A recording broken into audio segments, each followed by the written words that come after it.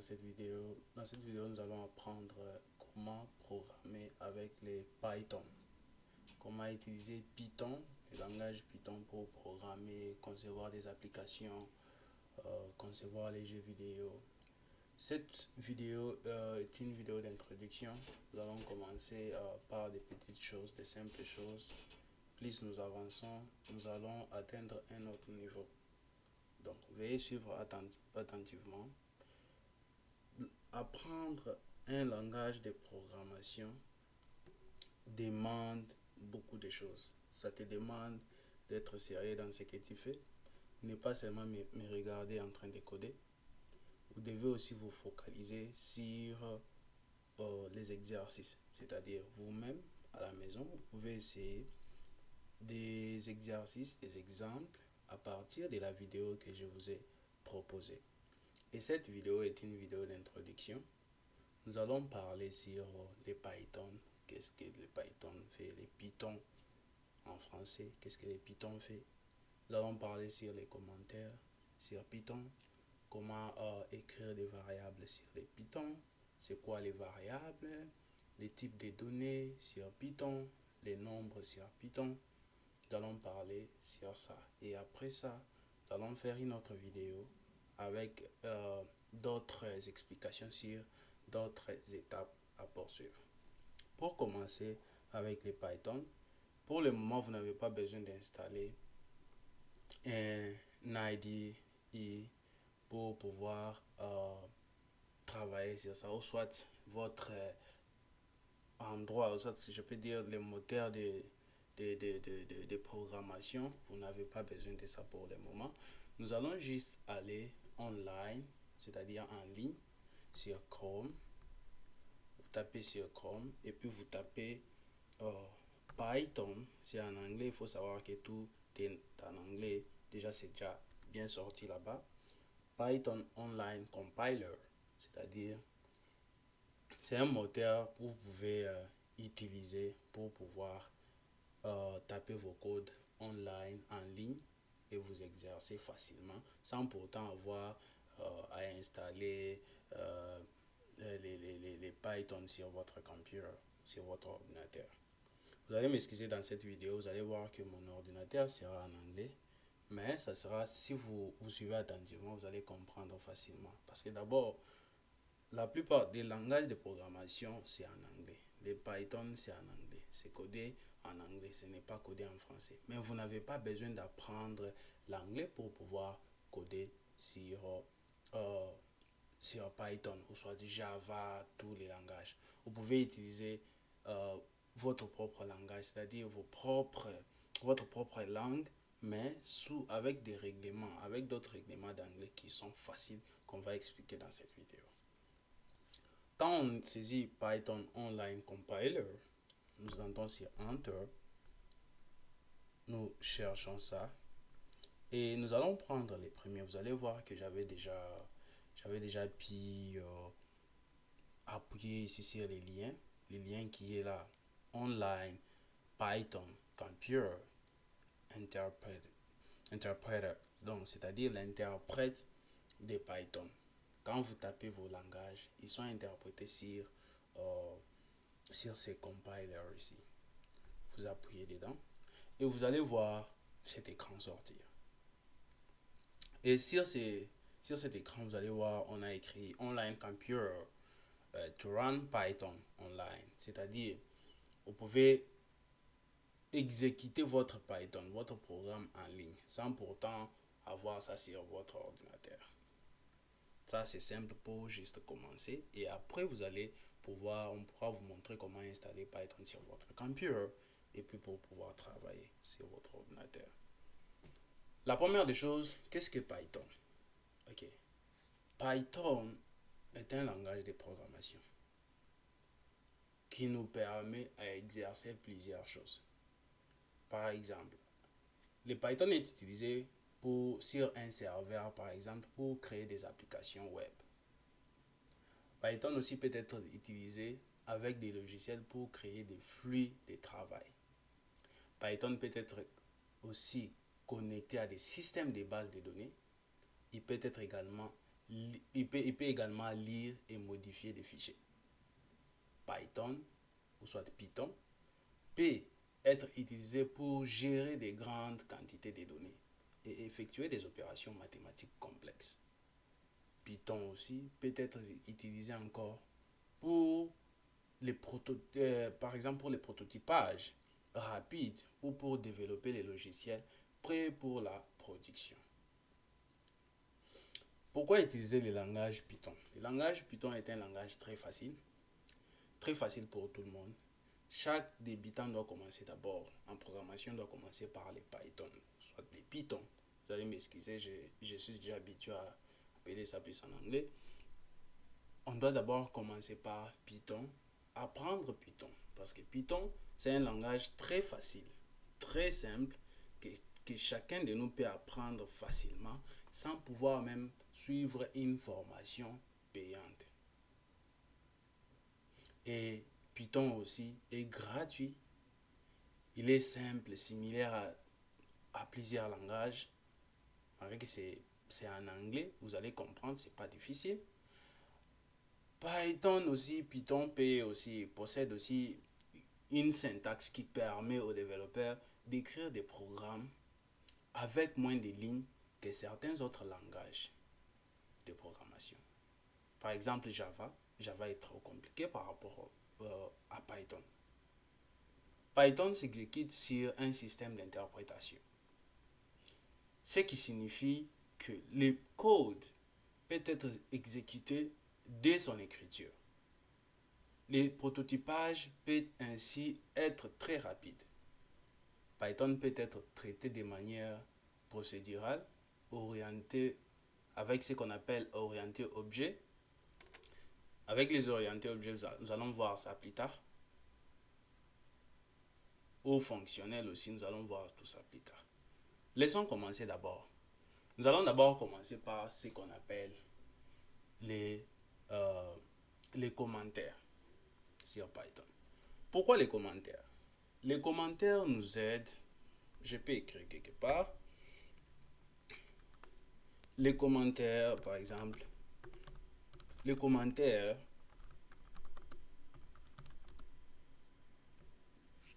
j'écris les commentaires pour pouvoir vous montrer que ce sont des commentaires. J'écris seulement comme ça au lieu de donner beaucoup d'explications, ça va prendre du temps. Les commentaires. Comment écrire les commentaires et pourquoi écrire les commentaires? Dans chaque langage de programmation, ou soit quand vous faites un projet sur peut-être sur quelque chose, en écrivant votre projet, vous allez écrire des commentaires, par exemple, pour expliquer des termes clés aux gens, peut-être à une personne qui peut être en possession de votre projet. Et avec les mots-clés là, ça peut être difficile pour la personne de comprendre vos mots-clés. Mais sur base des commentaires que vous allez écrire en bas de ces mots-clés là, vous allez voir que ça va permettre à la personne qui ne connaît pas votre projet de pouvoir bien comprendre votre projet. Sur Python aussi, ou soit sur les langages de programmation, on utilise les commentaires pour pouvoir expliquer les codes, c'est-à-dire expliquer les codes de programmation. Comment cette partie, par exemple, des codes, ça fait quoi? Pourquoi vous avez utilisé cette partie-là? Pour que ça soit plus explicite, plus facile à pouvoir comprendre par un autre développeur qui peut être en possession de votre projet. Parce que quand vous allez faire votre projet, créer une application, peut-être vous pouvez la créer et puis elle peut être utilisée par plusieurs personnes, par plusieurs entreprises. Et à chaque fois, il y a des améliorations, ce qu'on appelle des mises à jour. On doit faire des mises à jour chaque application. Et en faisant des mises à jour, les programmeurs doivent entrer sur vos codes et pouvoir changer, modifier ou soit améliorer vos codes. Et sur base de ce que vous avez écrit comme commentaire, ils peuvent directement se référer et comprendre que dans cette partie de code va exécuter telle tâche. Et comment on écrit des commentaires sur Python? Pour écrire des commentaires sur Python, c'est très facile. Vous écrivez seulement, vous commencez par ce qu'on appelle JS. Quand vous écrivez JS comme je l'ai écrit sur mon ordinateur, sur mon écran, vous écrivez ce que vous voulez. Par exemple, je peux dire je vais print, print, c'est-à-dire, vous voyez par exemple quand vous sortir quelque chose de, mais pour nous, en tant que programmeur, print nous permet d'avoir les outputs, c'est-à-dire la sortie, les résultats de notre programme.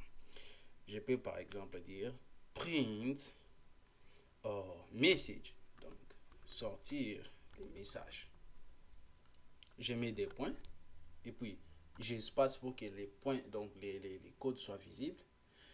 Il faut savoir aussi qu'avec les commentaires n'affectent pas vos codes. Les commentaires n'affectent pas vos codes. Par exemple, ici, vous allez voir que comme j'ai écrit les commentaires, ça c'est les commentaires, c'est ce qu'on appelle commentaires, qui me dit que non, en bas ici, les programmes qu'on va lancer en bas ici, ou soit qu'on va exécuter, qu'on va faire en bas ici, sera pour sortir les outputs ici comme un message.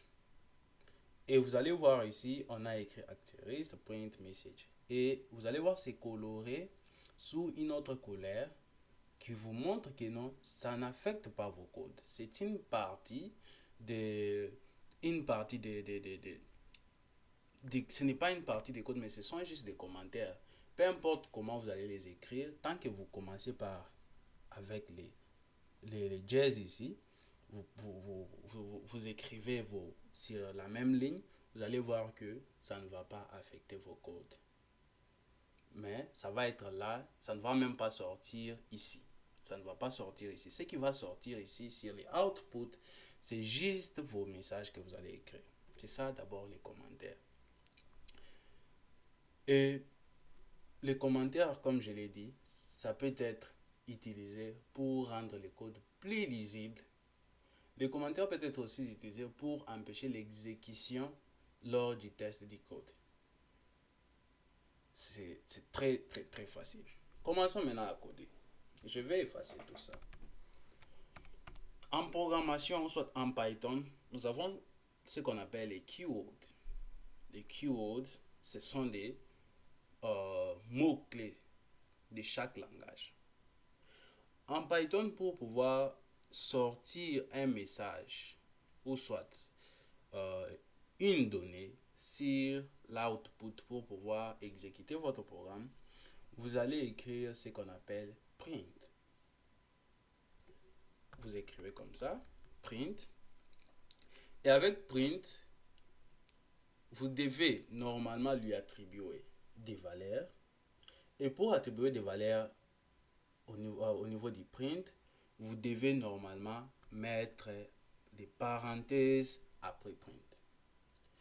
Et dans ces parenthèses-là, dans les deux parenthèses que vous avez mis et que vous avez ajouté après print, c'est là où maintenant vous allez écrire ce que vous voulez faire sortir ici sur l'écran des outputs. Parce que si vous voyez bien, on a divisé l'écran en deux parties.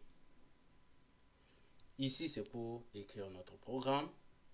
Et de l'autre côté, c'est pour avoir des solutions de notre programme. Voir la solution finale, ce qui va sortir de notre programme. Par exemple, je vais écrire le message bonjour. Et pour écrire ce message bonjour, je vais écrire sur print. Parce que print nous permet de pouvoir afficher ou soit de pouvoir exécuter ce programme-là et nous faire sortir ça au niveau des outputs pour la résolution de notre programme.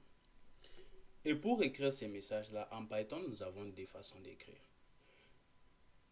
Nous pouvons écrire aussi comme une phrase, par exemple. Pour écrire une phrase en Python, ou soit des chaînes de caractères, par exemple, nous pouvons commencer avec les quotations. Je ne sais pas comment, par exemple, je commence ça aussi à oublier en français, mais les quotations, oui, je crois.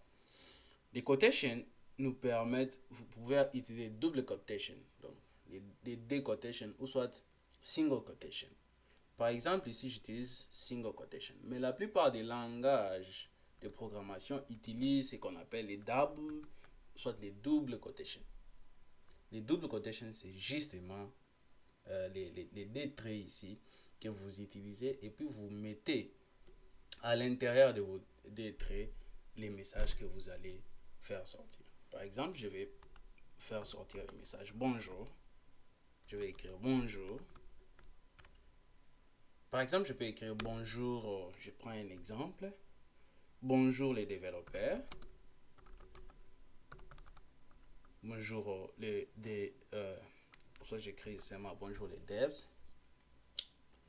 Dès que j'écris comme ça, je vais pouvoir faire ce qu'on appelle les rounds, ou soit exécuter mon programme pour pouvoir avoir ces messages bonjour les développeurs sur les outputs. Et dès que je lance, vous allez voir qu'ici on écrit quoi? Code execution successful, c'est-à-dire le code a été exécuté avec succès. Vous allez voir ici on a écrit bonjour les développeurs. Ça c'est pour sortir un message, quelque chose dans notre espace d'output. Donc c'est ça votre premier programme que vous avez créé sur Python. Félicitations. Nous allons poursuivre. Après avoir fait ceci, nous voulons par exemple créer ce qu'on appelle des variables. Pourquoi créer des variables? Les variables sont des conteneurs permettant de stocker des valeurs des données. Les variables sont des conteneurs permettant de stocker des valeurs de données. Les variables vous permettent de pouvoir stocker des valeurs de données, de pouvoir stocker des messages, de pouvoir stocker beaucoup de choses, une information dans quelque chose. Ce sont juste des conteneurs. Je peux vous donner comment créer une variable. Pour créer une variable, vous allez créer une variable, par exemple avec des noms bien définis. Par exemple, je peux créer les variables appelées nom. Et dans ces variables appelées nom, je vais lui attribuer les noms d'une personne. Laissez-moi écrire les commentaires pour vous spécifier les variables.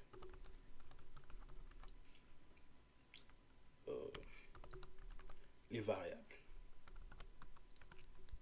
Et comment allons-nous créer les variables pour stocker? En Python, c'est très simple. Vous créez les variables par un nom. Je peux créer x, par exemple. Et avec ces x, je vais lui attribuer un chiffre qui peut nous permettre de faire des calculs. Je lui donne par exemple égal 5. Et dès que vous écrivez en Python x égale à 5, ça veut dire que peu importe la place où nous voulons utiliser 5, nous allons juste prendre x. Parce qu'à l'intérieur de x, il y a 5. X est égal à 5. Nous allons créer encore l'autre variable appelée y. Nous lui attribuons aussi une valeur. Ça peut être aussi un message. Nous lui attribuons John. John. Pour attribuer une valeur, ou plutôt un mot, ou soit ce qu'on appelle chaîne de caractères, à une variable, vous allez écrire les chaînes de caractères, ou soit un mot, ces mots-là, entre les deux quotations. Si vous écrivez par exemple sans quotation comme ça, c'est déjà un problème. Vous allez voir que ça sera la même chose. Python va penser que ça aussi c'est une variable, ça c'est une variable, c'est-à-dire x égale aux variable John, alors que nous n'avons pas une variable appelée John bien définie. Et pour écrire bien John, nous allons mettre John dans des quotations ou soit des single quotations comme je vous avais dit. Ça veut dire que si on veut lancer les programmes pour le moment, on aura par exemple à prendre Z. Si on veut utiliser le nom John, on va prendre Z par exemple. Et ces Z là, à l'intérieur des Z, Z contient la valeur ou soit le mot John. Et X contient ce qu'on appelle 5 comme valeur. Et nous voulons maintenant sortir ça, print, pour faire sortir ça comme ici. Nous allons écrire print. En ce moment ici, nous voulons sortir la valeur qui est 5. Pour sortir cette valeur qui est 5, nous allons juste appeler cette variable ici, la variable x. Et à l'intérieur de cette variable x, il y a 5. Et pour ça, vous allez juste écrire X. Parce que si vous écrivez par exemple comme ici, vous écrivez des quotations et puis vous écrivez X, il va penser que c'est un message ou soit c'est juste une phrase spontanée que vous voulez faire sortir au niveau de l'ordinateur. Mais si vous voulez faire sortir cette valeur ici, 5 ou soit prendre ces X ici, vous devez enlever les quotations. C'est-à-dire vous mettez la variable ici.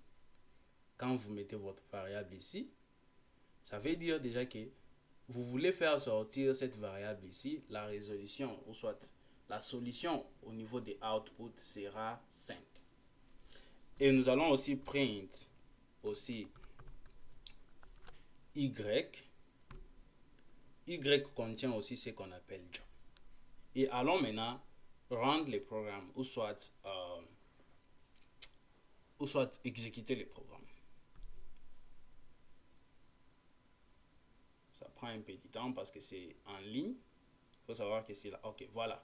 Nous avons la solution ici. Nous avons bonjour, notre message initial que nous avons écrit. Bonjour les develops. Et puis nous avons 5 parce que la variable x contient 5 à l'intérieur est égal à 5. Et puis la variable y est égale à John. Et pour pouvoir maintenant faire ça plus, comment on dit, plus cool, pour vous donner un sens ou soit une manière de penser, nous allons considérer changer cette variable ici de x et puis lui donner peut-être 20. Et nous allons faire ce qu'on appelle ici la concaténation. Comment on appelle ça en français? Casting par exemple. C'est-à-dire vous pouvez associer les messages, une chaîne de caractères avec une variable. Je vais vous faire un exemple. Print. Par exemple, ici, John ici a 20 ans. Et nous voulons sortir un message qui va dire que John a 20 ans. Et pour ça, qu'est-ce qu'on va faire? On va commencer par les noms de la personne. On va appeler la variable Y. Et après ça, on met virgule pour pouvoir montrer que non, ça c'est notre variable. Séparer la variable avec notre chaîne, peut-être notre chaîne de caractères. Et nous allons mettre ça entre parenthèses. Déjà ici, nous pensons, il faut déjà penser que c'est John. John a. Vous voyez? Et puis, vous mettez encore l'espace, vous sortez des quotations, vous mettez virgule, vous mettez espace, et puis vous mettez Y. Vous mettez encore virgule pour séparer, vous mettez des quotations, et puis vous mettez 1. Et dès que vous mettez comme ça, nous allons rendre le programme.